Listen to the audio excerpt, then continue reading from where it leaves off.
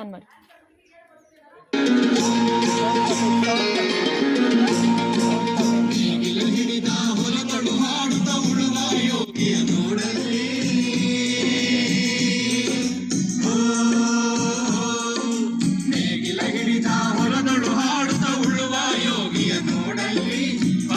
ಬಯಸದ ಸೇವೆಯ ಪೂಜೆಯು ಕರ್ಮವಯ್ಯ ಪರ ಸಾಧನವು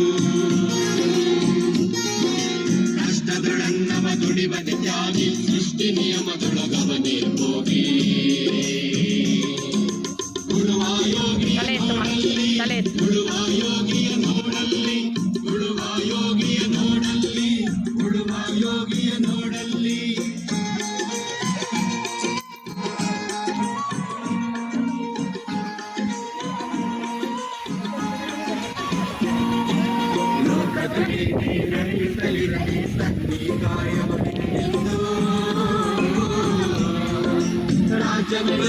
ರಾಜ್ಯಗಳಲ್ಲಿ ಹಾರಲಿ ಗದ್ದುಗೆ ಒಕ್ಕೂಟಗಳು ಮುತ್ತಿಗೆ ಹಾಕಲಿ ಸೈನಿಕರಲ್ಲ ಮುತ್ತಿಗೆ ಹಾಕಲಿ ಸೈನಿಕರಲ್ಲ ಬಿತ್ತುಳುವುದನವ ಬಿಡುವುದೇ ಇಲ್ಲ ಬಿತ್ತುಳುವುದನವ ಬಿಡುವುದೇ ಇಲ್ಲ ಉಳುವ ಯೋಗಿಯ ನೋಡಲ್ಲಿ ಉಳುವ ಯೋಗಿಯ ನೋಡಲ್ಲಿ ಉಳುವ ಯೋಗಿಯ ನೋಡಲ್ಲಿ. ರೆಡಿ. ನನ್ನ ಹೆಸರು ಮಾನಸ KN. ನಾನು 8ನೇ ತರಗತಿಯಲ್ಲಿ ಓದುತ್ತಿದ್ದೇನೆ. ನಾನು ಕೃಷಿಯ ಮೊದಲನೇ ಹಂತವಾದ ಮಣ್ಣು ಹದಗೊಳಿಸುವ ಚಟುವಟಿಕೆಯನ್ನು ಬಗ್ಗೆ ಹೇಳುತ್ತೇನೆ. ಮಣ್ಣನ್ನು ಹದಗೊಳಿಸುವುದು ಎಂದರೆ ಮಣ್ಣನ್ನು ತಿರುವಿ ಹಾಕುವುದು ಮತ್ತು ಅದನ್ನು ಸಡಿಲಗೊಳಿಸುವುದು. ಈ ಪ್ರಕ್ರಿಯೆಯನ್ನು ಉಳುಮೆ ಮಾಡುವುದು ಎನ್ನುತ್ತೇವೆ. ಇದನ್ನು ನೇಗಿಲನ್ನು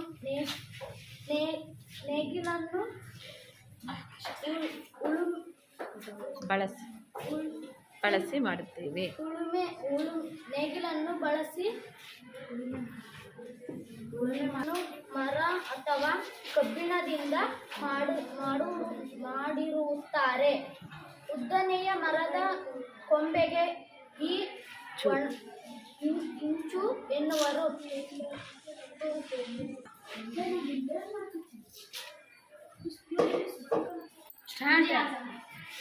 ಉಳುಮೆ ಮಾಡುವುದರ ಮಣ್ಣನ್ನು ಸಡಿಲವಾಗುವುದಲ್ಲದೆ ಬೇರುಗಳು ಉಸಿರಾಟಕ್ಕೆ ಸಹಾಯವಾಗುತ್ತದೆ. ನೀರು ಮಣ್ಣಿನ ಆಳಕ್ಕೆ ಇಳಿಯಲು ಸಹಾಯವಾಗುತ್ತದೆ. ಇಲ್ಲದೆ ನೇಗಿಲನ್ನು ಬೆಳೆಗೆ ಗೊಬ್ಬರಗಳನ್ನು ಹಾಕಲು, ಕಳೆಗಳನ್ನು ತೆಗೆಯಲು, ಮಣ್ಣನ್ನು ಪುಡಿ ಮಾಡಲು ಮುಂತಾದ ಕೆಲಸಗಳಿಗೆ ಉಳಿಸಲಾಗುತ್ತದೆ. ಇಷ್ಟು ವಿಚಾರಗಳನ್ನು ತಿಳಿಸಲು ಅವಕಾಶ ನೀಡಿದ ಎಲ್ಲರಿಗೂ ಧನ್ಯವಾದಗಳು. ನನ್ನ ಹೆಸರು ನಂದೀಶ್ NS. ಈ ಶಾಲೆಯಲ್ಲಿ 8ನೇ ತರಗತಿ ಓದುತ್ತಿದ್ದೇನೆ. ಜಂತುಕುಂಟೆ ಇದು ತೆನೆ ಹೊಡೆಯಕರ ರಾಗಿಯನ್ನು ಹಿಂದಕ್ಕೆ ಎಳೆಯುತ್ತಾರೆ. ರಾಗಿಯನ್ನು ಕೊಯ್ಸಿದಾಗ ದುಂಡು ಮಾಡೋದಕ್ಕೆ ಬೇಕಾಗುತ್ತೆ. ಕಸವನ್ನು ದುಂಡು ಮಾಡುವುದಕ್ಕೆ ಬೇಕಾಗುತ್ತದೆ. ನಾನು ಈ ಮಾತನ್ನು ಮುಗಿಸುತ್ತೇನೆ. ಎಡೆಕೊಂಡೆ ಇದೊಂದು ಸರಳವಾದ ಉಪಕರಣವಾಗಿದ್ದು ಕಳೆಗಳನ್ನು ತೆಗೆಯಲು ಮತ್ತು ಮಣ್ಣನ್ನು ಸಡಿಲಗೊಳಿಸಲು ಬಳಸುತ್ತಾರೆ. ಇದು ಮರ ಅಥವಾ ಕಬ್ಬಿಣದಿಂದಾದ ಉದ್ದನೆಯ ತುಂಡನ್ನು ಹೊಂದಿರುತ್ತದೆ. ಅಗಲವಾದ, ಬಯಲುವಾದ ಮತ್ತು ಒಂದು ಕಬ್ಬಿಣದ ತಟ್ಟೆಯಂತಹ ರಚನೆಯನ್ನು ಇದರ ಒಂದು ತುದಿಯಲ್ಲಿ ಅಳವಡಿಸಲಾಗಿರುತ್ತದೆ. ಇದು ಬ್ಲೇಡ್ನಂತೆ ಕೆಲಸ ಮಾಡುತ್ತದೆ. ಇದು ಸಹ ಪ್ರಾಣಿಗಳಿಂದ ಏರ್ಪಡಿಸಲಾಗುತ್ತದೆ. ಕಲ್ಟಿವೇಟರ್ ಇತ್ತೀಚಿನ ದಿನಗಳಲ್ಲಿ ಟ್ರ್ಯಾಕ್ಟರ್ನಿಂದ ಎಳೆಯುವ ಕಲ್ಟಿವೇಟರ್ನಿಂದ ಉಳುಮೆಯನ್ನು ಮಾಡಲಾಗುತ್ತದೆ. ಕಲ್ಟಿವೇಟರ್ನ ಬಳಕೆಯಿಂದ ದೈಹಿಕ ಶ್ರಮ ಮತ್ತು ಸಮಯವನ್ನು ಉಳಿತಾಯವಾಗುತ್ತದೆ. ಧನ್ಯವಾದಗಳು. ನನ್ನ ಹೆಸರು ಮನೋಜ್ KS. ನಾನು 8ನೇ ತರಗತಿ ಓದುತ್ತಿದ್ದೇನೆ. ನಾನು ಓದುತ್ತಿರುವ ಹೆಸರು ಕಂಪನಿ. ಬೆಳೆಯ ಕೊಯ್ಲು ಒಂದು ಪ್ರಮುಖವಾದ ಕೆಲಸ. ಪಕ್ವವಾದ ನಂತರ ಬೆಳೆಯನ್ನು ಕತ್ತರಿಸುವುದಕ್ಕೆ ಕೊಯ್ಲು ಹಾರ್ವೆಸ್ಟಿಂಗ್ ಎಂದು ಕರೆಯುತ್ತಾರೆ. ಕೊಯ್ಲಿನಲ್ಲಿ ಬೆಳೆ ಸಸ್ಯಗಳ ಬುಡ ಸಹಿತ ಕೀಳುತ್ತಾರೆ ಅಥವಾ ನೆಲಮಟ್ಟಕ್ಕೆ ಕತ್ತರಿಸುತ್ತಾರೆ. ಏಕದಳ ಧಾನ್ಯಗಳು ಪಕ್ವವಾಗಲು 3 ರಿಂದ 4 ತಿಂಗಳುಗಳನ್ನು ತೆಗೆದುಕೊಳ್ಳುತ್ತವೆ. ನಮ್ಮ ದೇಶದಲ್ಲಿ ಕೊಯ್ಲು ಕುಡುಗೋಲು ಇದನ್ನು ಬಳಸಿ ಕೈಗಳಿಂದ ಚಿತ್ರ ಅಥವಾ ಹಾರ್ವೆಸ್ಟರ್ ಎಂಬ ಯಂತ್ರ ಬಳಸಿ ಮಾಡುತ್ತಾರೆ. ಕೊಯ್ಲಿನ ನಂತರ ಹುಲ್ಲುಗಳಿಂದ ಕಾಳುಗಳನ್ನು ಬೇರ್ಪಡಿಸಲಾಗುತ್ತದೆ. ಈ ಪ್ರಕ್ರಿಯೆಯನ್ನು ಒಕ್ಕಣೆ ಎಂದು ಕರೆಯುವರು. ಇದನ್ನು ಕಂಬೈನ್ ಎಂದು ಕರೆಯುವ ಯಂತ್ರದಿಂದ ನಡೆಸಲಾಗುತ್ತದೆ. ವಾಸ್ತವವಾಗಿ ಕಂಬೈನ್ ಎಂಬುದು ಹಾರ್ವೆಸ್ಟರ್ ಮತ್ತು ಒಕ್ಕುವ ಯಂತ್ರಗಳ ಜೋಡಣೆಯಾಗಿದೆ. ಧನ್ಯವಾದಗಳು. ನನ್ನ ಹೆಸರು ಪ್ರಜ್ಞಾ. ನಾನು 8ನೇ ತರಗತಿ. ಸಸ್ಯಗಳ ಆರೋಗ್ಯಕರ ಬೆಳವಣಿಗೆಗೆ ಪೋಷಕಾಂಶಗಳನ್ನು ಮಣ್ಣಿಗೆ ಸೇರಿಸಬೇಕಾಗುತ್ತದೆ. ಇದನ್ನು ಗೊಬ್ಬರ ನೀಡಿಕೆ ಎನ್ನುವರು. ನಾವು ಬೆಳೆಯುವ ಬೆಳೆಗಳಿಗೆ 2 ವಿಧದ ಗೊಬ್ಬರಗಳನ್ನು ಹಾಕುತ್ತೇವೆ. ಒಂದು ರಾಸಾಯನಿಕ ಗೊಬ್ಬರ, ಸಾವಯವ ಗೊಬ್ಬರ. ನಾವು ರಾಸಾಯನಿಕ ಗೊಬ್ಬರಗಳ ಬಗ್ಗೆ ಹೇಳುತ್ತೇನೆ. ಸಾವಯವ ಗೊಬ್ಬರಗಳಿಂದ ಸಾಕಷ್ಟು ಪೋಷಕಾಂಶ ಬೆಳೆಗೆ ಸಿಗದಿದ್ದಾಗ ರಾಸಾಯನಿಕ ಗೊಬ್ಬರಗಳನ್ನು ಉಪಯೋಗಿಸುತ್ತೇವೆ. ಇವುಗಳನ್ನು NPK ಗೊಬ್ಬರಗಳು ಎಂದು ಕರೆಯುತ್ತೇವೆ. ಅಂದರೆ N nitrogen, P phosphorus, K ಪೊಟ್ಯಾಷಿಯ ಗೊಬ್ಬರಗಳು. ಸಸ್ಯಗಳಿಗೆ ಎಷ್ಟು ಅಗತ್ಯವೋ ಅಷ್ಟನ್ನು ಬಳಸಬೇಕು. ಅತಿಯಾಗಿ ಬಳಸಿದರೆ ಮಣ್ಣು, ನೀರು ಮಲಿನವಾಗುತ್ತದೆ. ಬೆಳೆಗಳು ಸುಟ್ಟು ಹೋಗಬಹುದು. ಜಾಗರೂಕತೆಯಿಂದ ಬಳಸಬೇಕು. ಧನ್ಯವಾದಗಳು.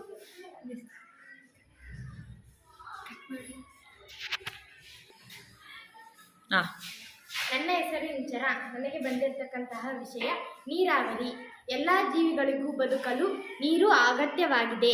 ಸಸ್ಯಗಳು, ಹೂವುಗಳು, ಹಣ್ಣುಗಳು ಮತ್ತು ಬೀಜಗಳ ಸಮರ್ಪಕ ಬೆಳವಣಿಗೆ ಹಾಗೂ ವಿಕಾಸಕ್ಕೆ ನೀರು ಮುಖ್ಯವಾಗಿದೆ. ನೀರು ಸಸ್ಯಗಳ ಬೇರುಗಳಿಂದ ಹೀರಲ್ಪಡುತ್ತದೆ. ನೀರಿನ ಜೊತೆಗೆ ಖನಿಜಗಳು ಮತ್ತು ರಸಗೊಬ್ಬರಗಳು ಸಹ ಹೀರಲ್ಪಡುತ್ತದೆ. ಸಸ್ಯಗಳು ಸುಮಾರು 90% ನೀರನ್ನು ಒಳಗೊಂಡಿವೆ. ಬೆಳೆಗಳಿಗೆ ನಿಯತ ಕಾಲಾಂತರವಾಗಿ ನೀರನ್ನು ಒದಗಿಸುವುದಕ್ಕೆ ನೀರಾವರಿ ಎಂದು ಕರೆಯುತ್ತೇವೆ. ನೀರೊದಗಿಸುವ ಕಾಲ ಮತ್ತು ಆವರ್ತನಗಳ ಬೆಳೆಗೆ ಮಣ್ಣಿನಿಂದ ಮಣ್ಣಿಗೆ ಮತ್ತು ಕಾಲದಿಂದ ಕಾಲಕ್ಕೆ ಬದಲಾಗುತ್ತದೆ. ಬೇಸಿಗೆಯಲ್ಲಿ ನೀರೊದಗಿಸುವ ಆವರ್ತನವು ಅತಿ ಕಡಿಮೆಯಾಗುತ್ತದೆ. ಇದಕ್ಕೆ ಹೀಗೆ ನೀರಾವರಿಯ ಆಕಾರಗಳು. ನೀರಾವರಿಯ ಆಕಾರಗಳೆಂದರೆ ಬಾವಿಗಳು. ನೀರಾವರಿಯ ಪುರಾತನ ಆಕಾರಗಳೆಂದರೆ ಅಗಳು, ಸರಪಳಿ ಪಂಪು, ಏತ ನೀರಾವರಿ. ಆಧುನಿಕ ನೀರಾವರಿಯ ಆಕಾರಗಳೆಂದರೆ ಬಾವಿಗಳು, ಕೊಳವೆ ಬಾವಿಗಳು, ಕೆರೆಗಳು, ಸರೋವರಗಳು. ಧನ್ಯವಾದಗಳು. ನೀರಾವರಿಯ ಆಧುನಿಕ ವಿಧಾನಗಳು. ನೀರನ್ನು ಮಿತವಾಗಿ ಬಳಸುವುದಕ್ಕೆ ನಮಗೆ ಸಹಾಯಕವಾಗಿ ಬಳಕೆಯಲ್ಲಿರುವ ಮುಖ್ಯವಾದ 2 ವಿಧಾನಗಳೆಂದರೆ ಮೊದಲನೆಯ ವಿಧಾನ ತುಂತುರು ವಿಧಾನ. ತುಂತುರು ವಿಧಾನವನ್ನು ಸಾಕಷ್ಟು ನೀರಿನ ಲಭ್ಯತೆ ಇಲ್ಲದ ಅಸಮವಾದ ಭೂಮಿಗೆ ಈ ವಿಧಾನವು ಹೆಚ್ಚು ಉಪಯುಕ್ತವಾಗಿದೆ. ಇಲ್ಲಿ ತುದಿಯಲ್ಲಿ ತಿರುಗುವ ನಳಿಕೆಯನ್ನು ಹೊಂದಿರುವ ಕೊಳವೆಗಳು ಮುಖ್ಯ ಕೊಳವೆಗೆ ನಿಯತ ಅಂತರಗಳಲ್ಲಿ ಲಂಬವಾಗಿ ನಿಲ್ಲುವಂತೆ ಜೋಡಿಸಲಾಗಿರುತ್ತದೆ. ಕೊಳವೆ ನಿಯತ ಅಂತರಗಳಿಗೆ ಲಂಬವಾಗುವಂತೆ ನಿಲ್ಲುವಂತೆ ಜೋಡಿಸಲಾಗಿರುತ್ತದೆ. ಒಂದು ಮೋಟಾರ್ ಪಂಪ್ನ ಸಹಾಯದಿಂದ ನೀರನ್ನು ಹೆಚ್ಚು ಒತ್ತಡದಲ್ಲಿ ಮುಖ್ಯ ಕೊಳವೆಗೆ ಹರಿಯುವಂತೆ ಮಾಡಿದರೆ ಅದು ತಿರುಗಿನ ನಳಿಕೆಗಳ ಹೊರಚಿಮ್ಮುತ್ತದೆ. ಇದು ಮಳೆಯಂತೆ ಬೆಳೆಗಳ ಮೇಲೆ ಬೀಳುತ್ತದೆ. ಉದಾಹರಣೆಗಳು ಎಂದರೆ ಹುಲ್ಲು ಹಾಸುಗಳು, ಕಾಫಿ ತೋಟಗಳು ಮತ್ತು ಇತರೆ ಬೆಳೆಗಳು. ತುಂತುರು ನೀರಾವರಿಯು ತುಂಬ ಉಪಯುಕ್ತವಾಗಿದೆ.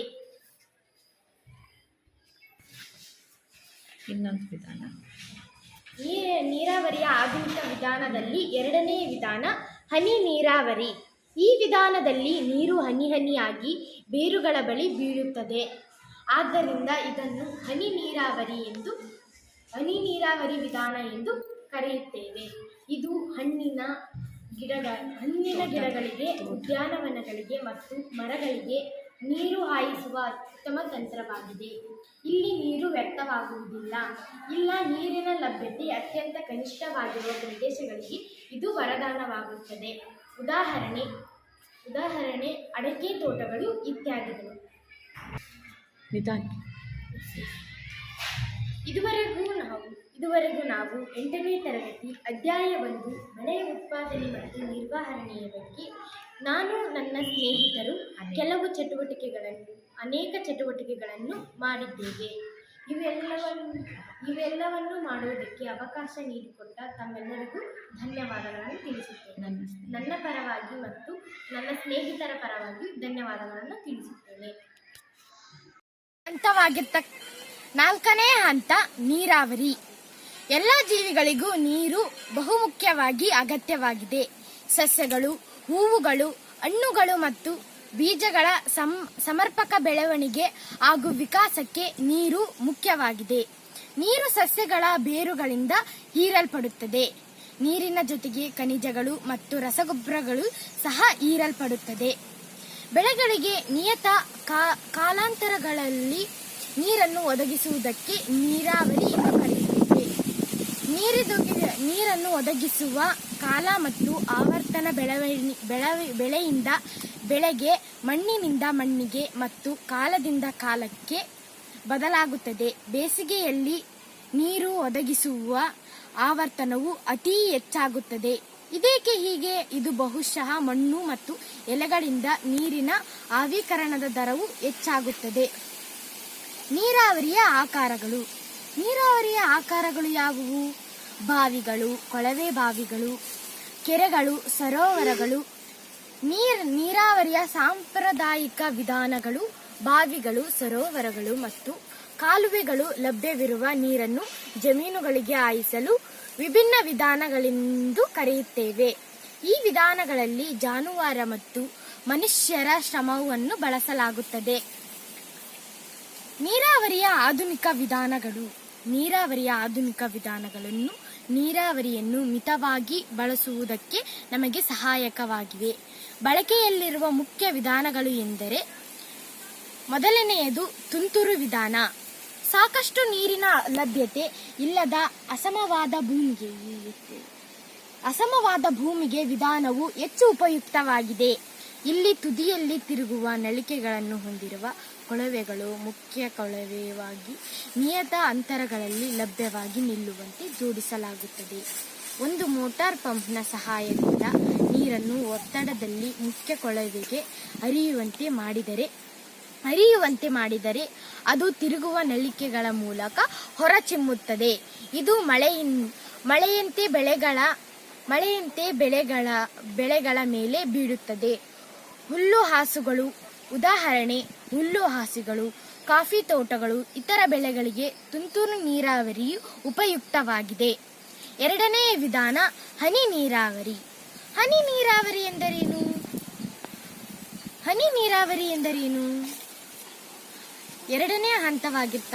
ಎರಡನೇ ವಿಧಾನವಾಗಿರ್ತಕ್ಕಂತಹ ಹನಿ ನೀರಾವರಿ. ಈ ವಿಧಾನದಲ್ಲಿ ನೀರು ಹನಿಯಾಗಿ ಬೇರುಗಳ ಹತ್ತಿರ ನಿಲ್ಲುತ್ತದೆ. ಹನಿಯಾಗಿ ಬೇರುಗಳ ಬಳಿ ಬೀಳುತ್ತದೆ. ಹನಿ ನೀರಾವರಿಯು ಹನಿಯಾಗಿ ಬೇರುಗಳ ಮೂಲಕ ಇಲ್ಲಿರ್ತಕ್ಕಂತಹ ಈ ಉದ್ದನೆಯಾದ ಪೈಪುಗಳಿಂದ ಇಲ್ಲಿ ಇರುವ ಪೈಪುಗಳಂತೆ ಈ ಪೈಪಿನಿಂದ ಈ ಬೇರುಗಳಿಗೆ ನೀರನ್ನು ಬರುತ್ತದೆ. ಹನಿಯಾಗಿ ಬೇರುಗಳ ಮೂಲಕ ಬೀಳುತ್ತದೆ. ಬೇರುಗಳಿಗೆ ನೀರುಗಳು ಬೀಳುತ್ತವೆ. ಈ ತರ ಉದ್ದನೆಯ ಪೈಪನ್ನು ಈಗ ನಾವು ಸುಲಭವಾಗಿ ನೀರು ಕಟ್ಟುವುದರಿಂದ ಸಮಯ ವ್ಯರ್ಥವಾಗುತ್ತದೆ ಅಲ್ವಾ? ಈಗ ನಾವು ಈ ಸುಲಭವಾದ ರೀತಿಯಿಂದಾಗಿ ಈ ತರ ಉದ್ದನೆಯ ಪೈಪುಗಳನ್ನು ಬೇರಿನ ಹತ್ತಿರ ನೀರುಗಳನ್ನು ಚೆಲ್ಲುತ್ತದೆ. ಆದ್ದರಿಂದ ಇದನ್ನು ಹನಿ ನೀರಾವರಿ ವಿಧಾನ ಎನ್ನುತ್ತೇವೆ. ಇದು ಹಣ್ಣಿನ ಗಿಡಗಳಿಗೆ, ಉದ್ಯಾನವನಗಳಿಗೆ, ಮರಗಳಿಗೆ, ಅಡಕೆ ಸಸ್ಯಗಳಿಗೆ ನೀರನ್ನು ಹಾಯಿಸುವ ಅತ್ಯುತ್ತಮ ತಂತ್ರವಾಗಿದೆ. ನೀರು ವ್ಯರ್ಥವಾಗುವುದೇ ಇಲ್ಲ. ನೀರು ವ್ಯರ್ಥವೇ ಆಗುವುದಿಲ್ಲ. ಈ ತರ ಇರುವಂತಹ ಪೈಪ್ಗಳಿಂದ ನೀರು ಹೇಗೆ ವ್ಯರ್ಥವಾಗುತ್ತಿದೆ ಹೇಳಿ? ನೀರು ವ್ಯರ್ಥವಾಗುವುದಿಲ್ಲ ಅಲ್ವಾ? ನೀರನ್ನು ಯಾವಾಗಲೂ ಮಿತವಾಗಿ ಬಳಸಬೇಕು. ನೀರಿನ ಲಭ್ಯತೆ ಅತ್ಯುತ್ತಮ ಕನಿಷ್ಠವಾಗಿರುತ್ತದೆ. ಪ್ರದೇಶಗಳಿಗೆ ವರದಾನವಾಗಿದೆ. ಮಳೆ ಬರುವುದು. ಬೇರೆ ಬೇರೆ ಪ್ರದೇಶಗಳಲ್ಲಿ ಮಳೆ ಇರುವುದಿಲ್ಲ. ಮಳೆ ಇದ್ದರಿಂದ ನಾವು ಏನೂ ಮಾಡಲಾಗುವುದಿಲ್ಲ ಅಲ್ವಾ? ಹೀಗೆ ಈ ಥರ ಸುಲಭವಾದ ತಾಂತ್ರಿಕ ಉಪಯೋಗವನ್ನು ಹೊಂದಿ ಮನುಷ್ಯರು ಈ ಥರ ಅಡಕೆ ಸಸಿಗಳಿಗೆ ನೋಡಿ, ನಮ್ಮ ಹೊಲದಲ್ಲೇ ಇರತಕ್ಕಂತಹ ಅಡಕೆ ತೋಟಗಳನ್ನು ಎಷ್ಟು ಚೆನ್ನಾಗಿ ನಾವು ಬೆಳೆಸಿದ್ದೇವೆ. ಈ ಥರ ಪೈಪುಗಳಿಂದ ಈ ಥರ ಸಣ್ಣ ಪೈಪುಗಳಿಂದ ಈ ಥರ ನೀರು ಬರುತ್ತದೆ. ಈ ನೀರು ಸುಲಭವಾಗಿ ಬೇರುಗಳಿಗೆ ಬೀಳುತ್ತದೆ ಅಲ್ವಾ. ನೋಡಿ ಇಲ್ಲಿ ಎಷ್ಟು ಹಸಿಯಾಗಿದೆ, ನೋಡಿ ಇಲ್ಲಿ ಎಷ್ಟು ಉತ್ತಮವಾಗಿ ಫಲಿತಾಂಶವನ್ನು ಹೊಂದಿದೆ. ಮುಂದಿನ ಅಂಶ ಕೊಯ್ಲು. ರೆಡಿ. ಎಲ್ಲರಿಗೂ ನನ್ನ ನಮಸ್ಕಾರಗಳು. ನನ್ನ ಹೆಸರು ಇಂಚರ PN. ನಾನು 8ನೇ ತರಗತಿ ಓದುತ್ತಿದ್ದೇನೆ. ನಾನು ಓದುತ್ತಿರುವ ಶಾಲೆ ಶ್ರೀ ಗುರುದೇವ ಪ್ರೌಢಶಾಲೆ ಕಂಬತ್ತಹಳ್ಳಿ, ಹರಪನಹಳ್ಳಿ ತಾಲೂಕು, ವಿಜಯನಗರ ಜಿಲ್ಲೆ. ವಿಷಯ ವಿಜ್ಞಾನ. ಅಧ್ಯಾಯ 1 ಬೆಳೆಯ ಉತ್ಪಾದನೆ ಮತ್ತು ನಿರ್ವಹಣೆಯ ಬಗ್ಗೆ ಈ ದಿನ ನಾವು ತಿಳಿದುಕೊಳ್ಳೋಣ. ಎಲ್ಲ ಜೀವಿಗಳು ಆಹಾರ ಅಗತ್ಯ ತಾನೇ. ಹಾಗಾದರೆ ನಾವು ಮೊದಲು ಬೆಳೆ ಬೆಳಿಬೇಕು ಅಲ್ವಾ. ಹಾಗಾದರೆ ಬೆಳೆ ಎಂದರೇನು? ಬೆಳೆ ಎಂದರೆ ಒಂದು ಸ್ಥಳದಲ್ಲಿ ಈ ರೀತಿಯ ಸಸ್ಯಗಳನ್ನು ದೊಡ್ಡ ಪ್ರಮಾಣದಲ್ಲಿ ಬೆಳೆದು ಕೃಷಿ ಮಾಡುವುದಕ್ಕೆ ಬೆಳೆ ಎಂದು ಕರೆಯುತ್ತೇವೆ. ಉದಾಹರಣೆ ಗೋಧಿ, ಮೆಕ್ಕೆಜೋಳ ಎಂದು ಕರೆಯುತ್ತೇವೆ. ಒಂದು ಜಮೀನಿನಲ್ಲಿ ಬೆಳೆದಿದ್ದ ಎಲ್ಲ ಸಸ್ಯಗಳು ಗೋಧಿಯ ಸಸ್ಯಗಳು ಎಂದರ್ಥ. ಬೆಳೆಗಳಲ್ಲಿ ಧಾನ್ಯಗಳು, ತರಕಾರಿಗಳು ಮತ್ತು ಹಣ್ಣುಗಳು ಎಂದು ವಿಭಿನ್ನ ವಿಧಗಳಿವೆ ಎಂದು ನಿಮಗಾಗಲೇ ತಿಳಿದಿದೆ. ಹಾಗಾದರೆ ಕೃಷಿಯ ಪದ್ಧತಿಗಳು, ನಾವು ಕೃಷಿಯ ಪದ್ಧತಿಗಳನ್ನು ಅನುಸರಿಸಬೇಕು. ಹಾಗಾದರೆ ಕೃಷಿಯ ಪದ್ಧತಿಗಳು ಯಾವುವು? ಮೊದಲನೆಯ ಕೃಷಿಯ ಪದ್ಧತಿ ಮಣ್ಣನ್ನು ಹದಗೊಳಿಸುವಿಕೆ. 2ನೇ ಹಂತ ಬಿತ್ತನೆ ಮಾಡುವುದು. 3ನೇ ಹಂತ ಸಾವಯವ ಗೊಬ್ಬರ ಮತ್ತು ರಾಸಾಯನಿಕ ಗೊಬ್ಬರವನ್ನು ಸಿಂಪಡಿಸುವುದು. 4ನೇ ಹಂತ ನೀರಾವರಿ ಎಂದರೆ ನೀರು ಕಟ್ಟುವುದು. 5ನೇ ಹಂತ ಕಳೆಗಳಿಂದ ರಕ್ಷಣೆ. 6ನೇ ಹಂತ ಕೊಯ್ಲು. 7ನೇ ಹಂತ ಸಂಗ್ರಹಣೆ ಮಾಡುವುದು ಅಥವಾ ಗೂಡಕ್ಕೆ ಸೇರಿಸುವುದು. ಈ ಎಲ್ಲ ಹಂತಗಳನ್ನು ನನ್ನ ಸ್ನೇಹಿತರು ವಿಡಿಯೋ ಮಾಡಿದ್ದಾರೆ.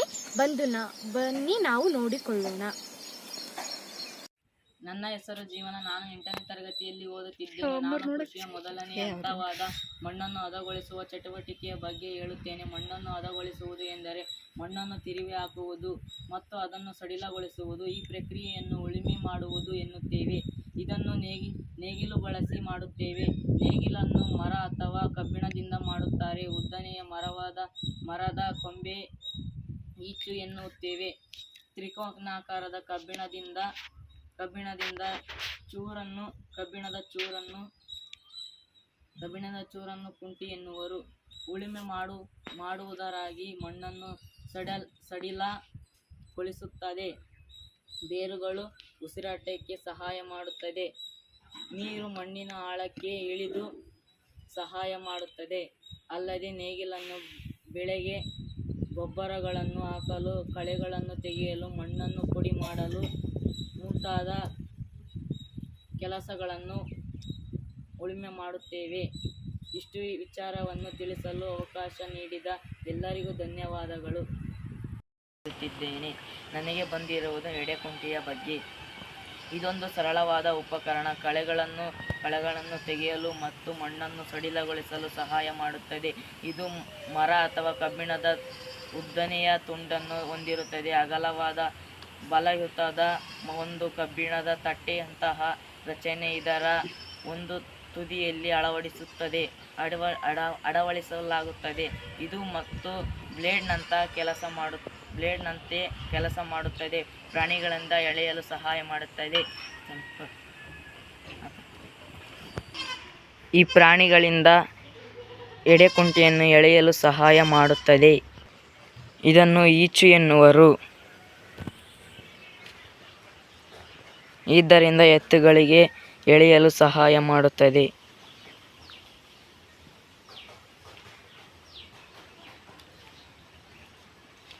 ಇಲ್ಲಿ ಬ್ಲೇಡ್ ಇರುತ್ತದೆ.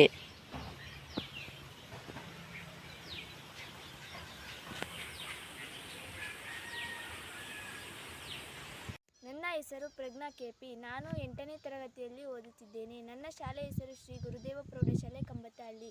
ಸಸ್ಯಗಳ ಆರೋಗ್ಯಕರ ಬೆಳವಣಿಗೆ ಪೋಷಕಾಂಶಗಳನ್ನು ಮಣ್ಣಿಗೆ ಸೇರಿಸಬೇಕಾಗುತ್ತದೆ. ಇದನ್ನು ಗೊಬ್ಬರ ನೀಡುವಿಕೆ ಎನ್ನುವರು. ನಾವು ಬೆಳೆಯುವ ಬೆಳೆಗಳಿಗೆ 2 ವಿಧದ ಗೊಬ್ಬರಗಳನ್ನು ಹಾಕುತ್ತೇವೆ. 1 ರಾಸಾಯನಿಕ ಗೊಬ್ಬರ, 2 ಸಾವಯವ ಗೊಬ್ಬರ. ನಾನು ರಾಸಾಯನಿಕ ಗೊಬ್ಬರಗಳ ಬಗ್ಗೆ ಹೇಳುತ್ತೇನೆ. ಸಾವಯವ ಗೊಬ್ಬರಗಳಿಂದ ಸಾಕಷ್ಟು ಪೋಷಕಾಂಶ ಬೆಳೆಗೆ ಸಿಗದಿದ್ದಾಗ ರಾಸಾಯನಿಕ ಗೊಬ್ಬರಗಳನ್ನು ಉಪಯೋಗಿಸುತ್ತೇವೆ. ಇವುಗಳನ್ನು NPK ಗೊಬ್ಬರಗಳು ಎಂದು ಕರೆಯುತ್ತೇವೆ.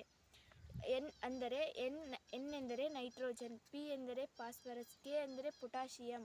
ರಸಗೊಬ್ಬರಗಳು ಸಸ್ಯಗಳಿಗೆ ಎಷ್ಟು ಅಗತ್ಯವೋ ಅಷ್ಟನ್ನು ಬಳಸಬೇಕು. ಅತಿಯಾಗಿ ಬಳಸಿದರೆ ಮಣ್ಣು, ನೀರು ಮಲಿನವಾಗುತ್ತದೆ. ಬೆಳೆಗಳು ಸುಟ್ಟು ಹೋಗಬಹುದು. ಜಾಗರೂಕತೆಯಿಂದ ಬಳಸಬೇಕು. ಧನ್ಯವಾದಗಳು. ನನ್ನ ಹೆಸರು ಚೈತ್ರ. ನಾನು 8ನೇ ತರಗತಿಯಲ್ಲಿ ಓದುತ್ತಿದ್ದೇನೆ. ಶ್ರೀ ಗುರುದೇವ ಪ್ರೌಢಶಾಲೆ ಕಮ್ಮತ್ತಹಳ್ಳಿ. ನಾನು ಈ ದಿನ ಸಾವಯವ ಗೊಬ್ಬರಗಳ ಬಗ್ಗೆ ಹೇಳುತ್ತೇನೆ. ಸಸ್ಯಗಳ ಆರೋಗ್ಯಕರ ಬೆಳವಣಿಗೆಗೆ ಪೋಷಕಾಂಶಗಳನ್ನು ಮಣ್ಣಿಗೆ ಸೇರಿಸಬೇಕಾಗುತ್ತದೆ. ಇದನ್ನು ಗೊಬ್ಬರ ನೀಡುವಿಕೆ ಎನ್ನುವರು. ನಾವು ಬೆಳೆಯುವ ಬೆಳೆಗಳಿಗೆ 2 ವಿವಿಧ ಗೊಬ್ಬರಗಳನ್ನು ಹಾಕುತ್ತೇವೆ. 1ನೇದಾಗಿ ರಾಸಾಯನಿಕ ಗೊಬ್ಬರ, 2ನೇದಾಗಿ ಸಾವಯವ ಗೊಬ್ಬರ. ನಾನು ಸಾವಯವ ಗೊಬ್ಬರಗಳ ಬಗ್ಗೆ ಹೇಳುತ್ತೇನೆ. ಸಾವಯವ ಗೊಬ್ಬರಗಳು ಪ್ರಾಣಿ ಮತ್ತು ಸಸ್ಯಗಳ ತ್ಯಾಜ್ಯಗಳಿಂದ ತಯಾರಿಸುತ್ತಾರೆ.